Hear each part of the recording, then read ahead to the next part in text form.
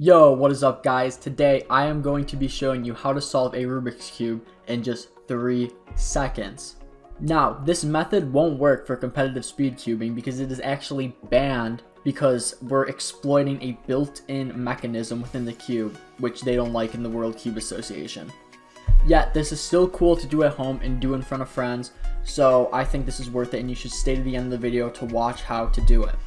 Now, I just want to let you know before I start, I am actually doing a $50 gift card giveaway to any cube store of your choice. All you have to do is subscribe and turn notifications on and leave a comment, and I will pick a winner for that at the end of the month. So without further ado, let's get into the video. Now, the way this works is, as I said, we're exploiting a built-in mechanism, and it has to do with the ball bearings in the core. Now, if you look in here, you can see those in there. And most, like 99% of cubes have it, so it's pretty rare that yours doesn't. Like, if we check in this cube, this puzzle, you can see them in there.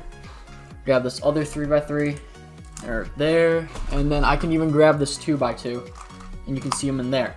So to start this off, we want to tap any center. It could be the white one, the orange one, the green one, and you're going to tap it 3 times. And the way this works is if you look in here, you'll see the screw. It actually moves up and down. And when you tap this, you move it up and down and it engages the ball bearings in the core to start the process. So I can just go 1, 2, 3. You will hear a clicking after that, and we can start. Right now I'm just going to scramble it some more. Just make sure it's nice and good. That looks good, and we can start. So basically all you do is you just shake the cube. And I know it sounds dumb, but just watch.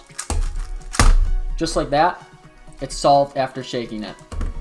Alright guys, let me know if this tutorial was helpful, and make sure to leave a like, make sure to subscribe to be entered in the giveaway, turn notifications on, that's very important, and especially leave a comment too.